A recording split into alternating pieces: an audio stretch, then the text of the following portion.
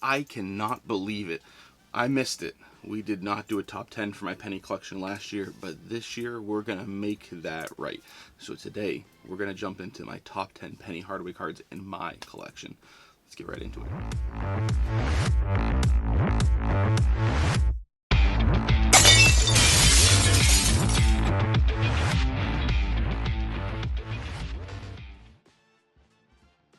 Welcome to the most passionate content for card collectors on YouTube and possibly the whole entire internet. As usual, I am your host, Jake Roy. 90s Evolve Cards here. YouTube, Instagram, Facebook, a little bit of Twitter or X occasionally. I told you last time, my TikTok got hacked. It's still hacked, but I did recover the name. So go ahead, take a look at my TikTok. There's nothing there yet, but there will be.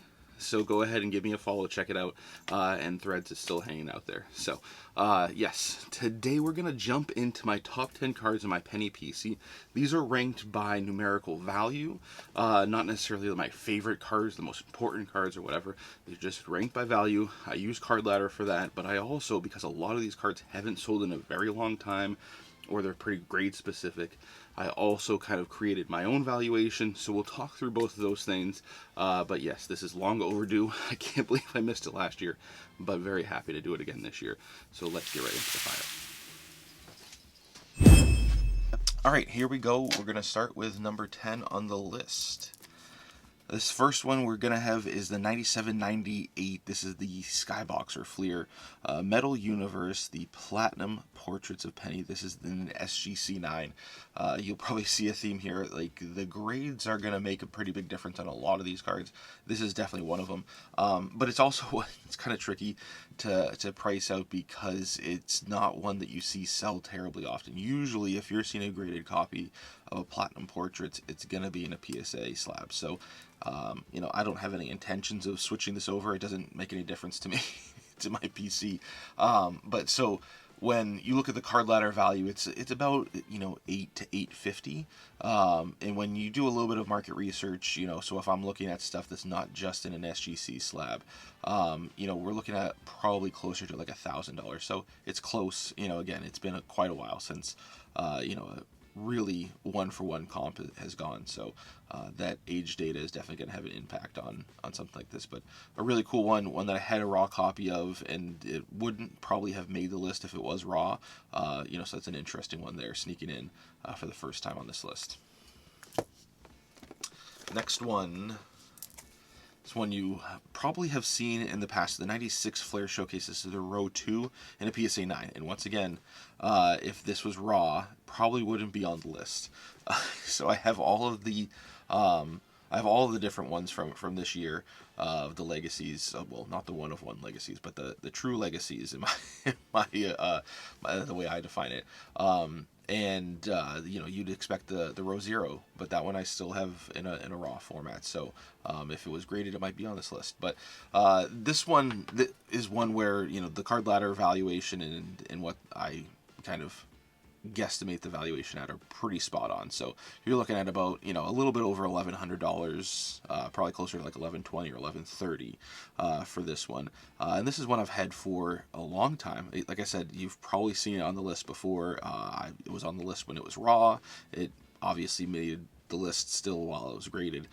So it's number 9 right now. Who knows, if it'll continue to stay on the list, if it'll get bumped up, bumped down. Legacy collections are quite popular right now, and I do love this one with the blue jersey and the blue font. It definitely looks pretty cool. All right, number 8. Another one I've had for quite some time. I really love the 98-99 Topps Chrome Apparitions Refractor. This one's number 2, with just 100 copies. And this one is, again, my estimation, Card Ladder's estimation, pretty close on this one. The Card Ladder estimation is a little bit over 1,200, so I think like 1,250, 1,270. Whereas for me, I'm guesstimating it's probably closer to like 1,150. So, $100 difference is not make or break on this card. But this is a card. The Apparitions Refractor set is one that's had some wild swings. It was flying pretty high when I got it at the National in 2022, and it's had some swings up and down. It's one that I think is interesting because Jordan's not in the Chrome version. Kobe is, obviously Penny, Iverson, a whole bunch of other. I think Iverson's in the set. pretty sure Iverson's in the set. Let me double check the checklist to confirm. But a lot of great big stars, but no Jordan. But Jordan is in the non-chrome version, so some people still really like this apparitions because they think about what it could have been with Jordan, and also just looks incredible. That refractor pattern on these looks really incredible.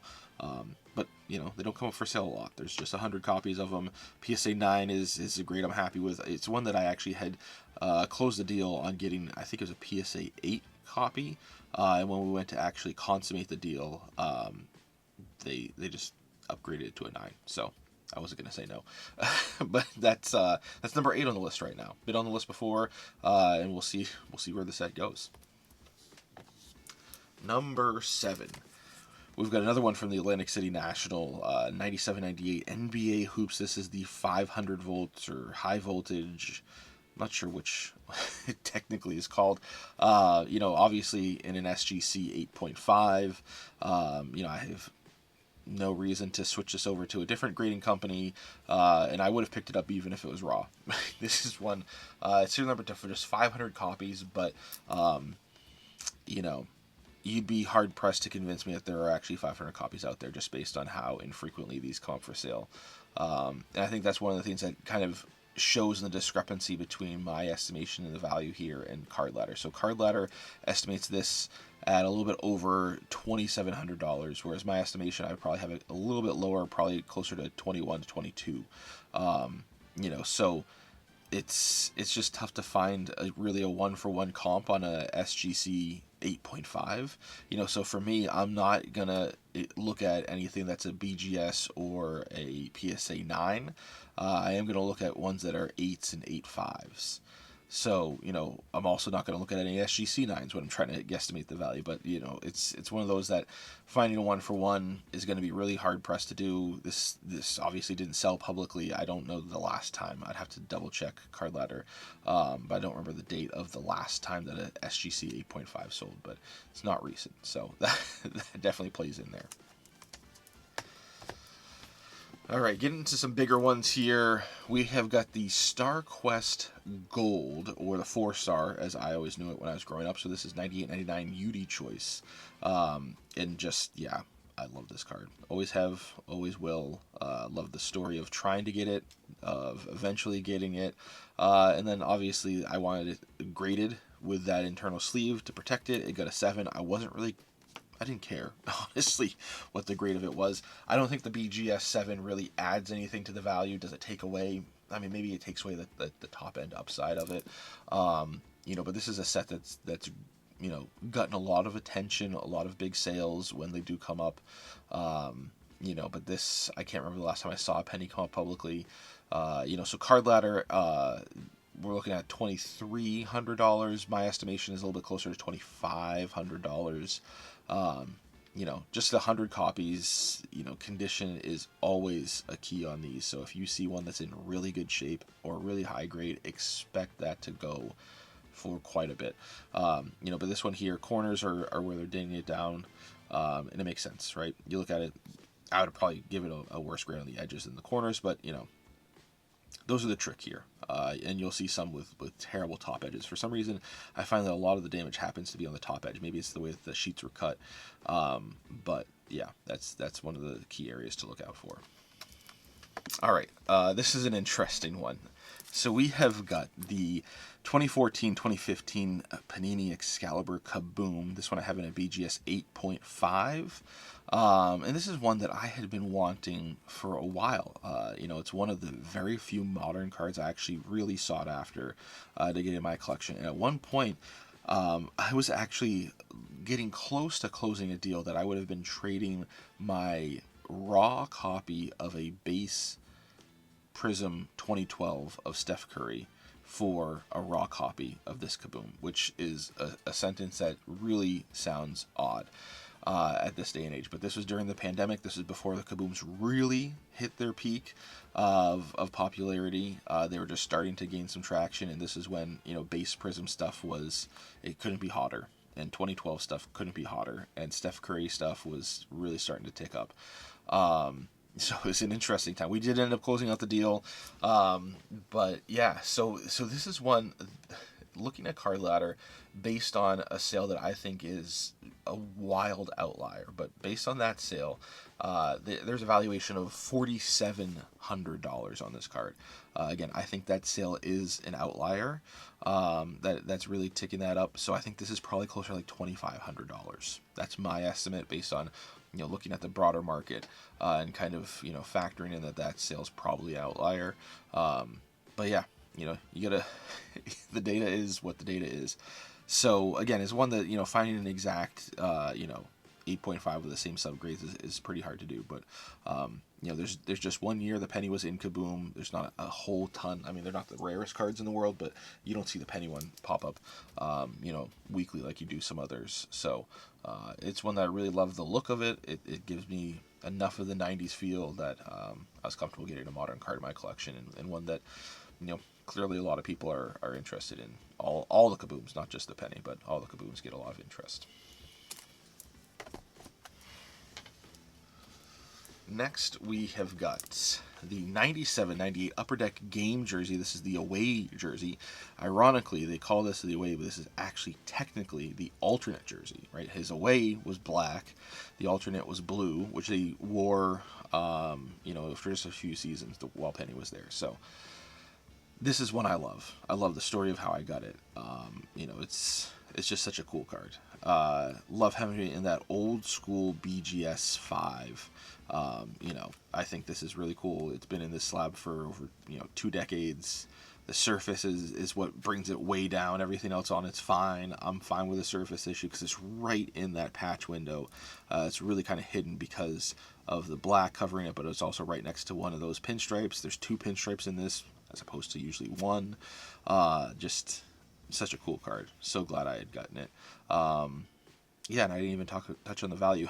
So Card Ladder, again, the sale is pretty outdated. So that algorithm starts getting a little bit further out in their accuracy.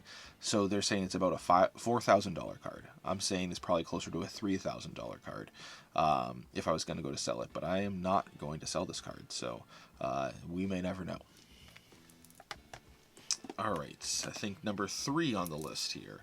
97-98, this is the Ultra Stars Gold. Just a gorgeous card. Another one I picked up at the Atlantic City National. Lots of stories I could tell about this one. But, it is just a gorgeous card. One that I take out and enjoy quite often. It's just, doesn't get old. It kind of speaks for itself. So, one that you could see this in a different slab relatively soon. I do not like having it in the BGS slab without any subgrades, and it really bothers me. So we'll see. Maybe I will try one last time to see if BGS will put it in a slab with subgrades. Last time they wouldn't. That's a cause for concern for a number of reasons with BGS. But anyway, talking about the valuation on this one, Card Ladder has this one also right around $4,000, and I again would say this is probably closer to $3,000. So right in line with that game jersey. I think this one's probably just a little bit higher, but you could convince me otherwise. All right, number 2 on the list, one that's been on here quite a bit.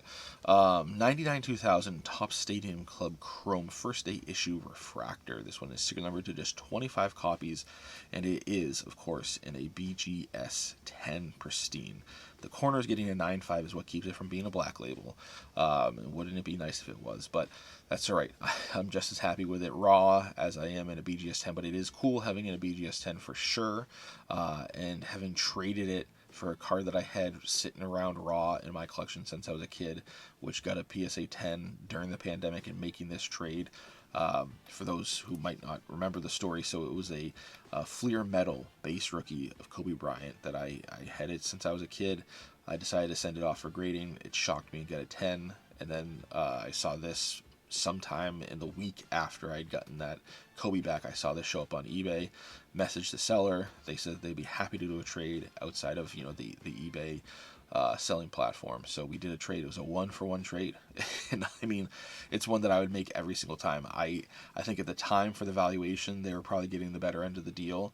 I haven't looked at what that Kobe's worth now, but this penny is really, really hard to estimate. So there's only 25 copies. There are no other BGS 10s. I think there might be one PSA 10, maybe.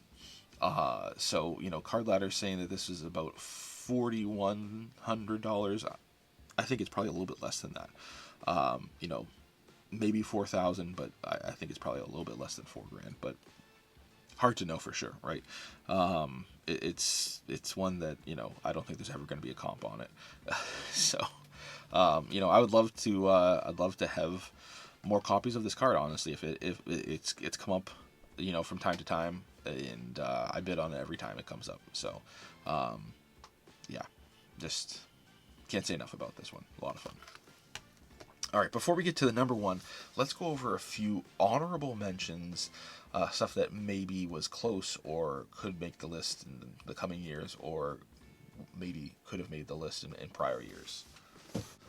First one we have here is the UD3 Court Commemoratives Auto of Penny. This is one that I think probably if it was slabbed, it would be in the list if it graded well.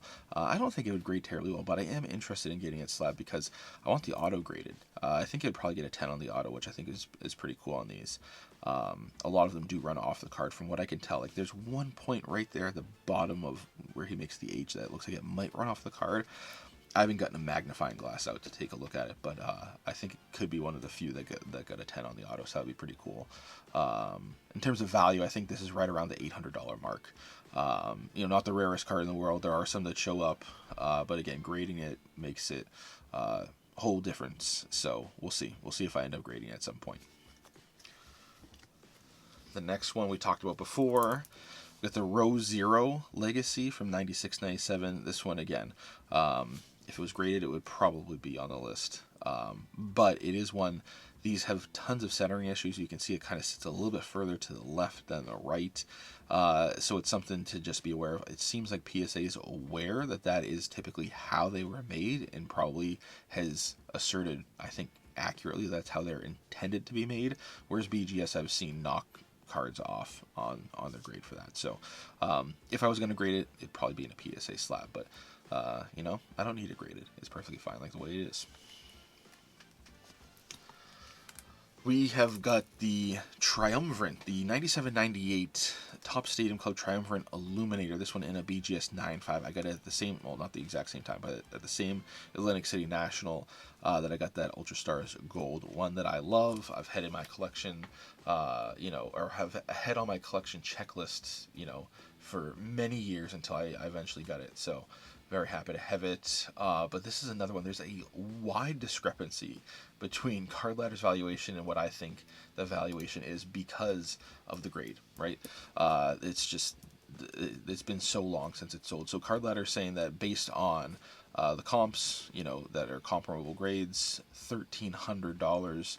I'm saying it's probably closer to about $700. When I take the grade out, I'm looking at the different factors in the market. That's kind of what I think it would probably sell for if I was to sell it. But again, I'm not selling it. It might go into a different slab. I don't like it not having the subgrades. We've talked about that. So we'll see. All right, last on the honorable mentions, and this one really could have made the list. We've got the season ticket auto of Penny. I've got two of them. And I don't normally have duplicates of cards like this, but it's one that you'll probably see me have some that are going to cycle in and out of my collection from time to time.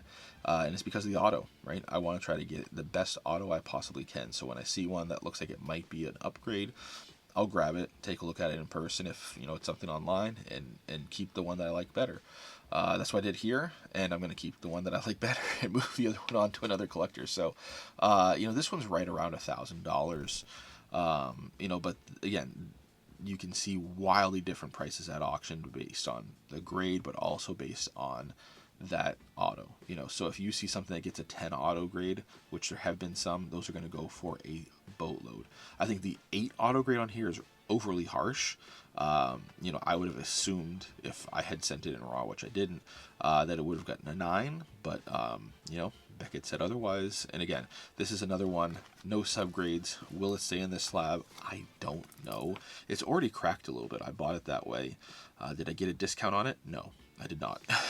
But that's all right. It's not a crack that really, I think, impacts the value to me. I'm sure if I was to sell it to some other dealer or somebody else, they would point that out and try to take quite a bit off the price. But that's all right. It's staying in my collection, and we'll see what happens with it. All right, number 1 on the list. The 97-98 EX 2001 Jambalaya. This is one I got at my first National. A great memory because this was number 1 on my want list. One that I had joked about, kind of sarcastically saying, wouldn't it be great if I came home with this card? And lo and behold, that's exactly what happened. And so thrilled. Again, it's still one of my absolute most favorite cards in my collection, and the memory adds to it.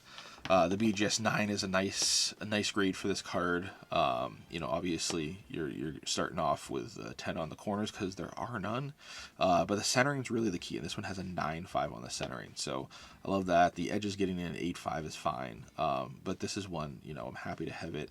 Happy to have it in good shape again. That centering was the key for me. So this one is one that sells a little bit more frequently, so it's a little bit easier to get a clear estimation of the value. So this one's hovering right around $4,000, and I agree with that valuation. So yeah, I could go on for quite a while about this card, but it is gorgeous. Really enjoy it.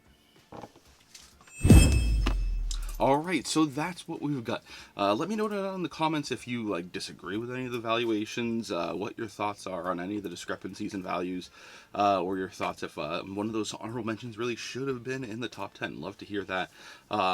Check out my TikTok. Like I said, I'm rebuilding it, I guess, and there are still to come in the near future, not sure exactly when, some channel updates, so stay tuned for all of that. But if you are new here, please consider subscribing. Hit that bell icon so you don't miss any videos in the future. New videos dropping once or so per week as my schedule allows. We've got looks into my PC, occasional collector interviews, 90s pack openings, occasional grading reveals, occasional show reviews, and so much more. Thanks. We'll talk later.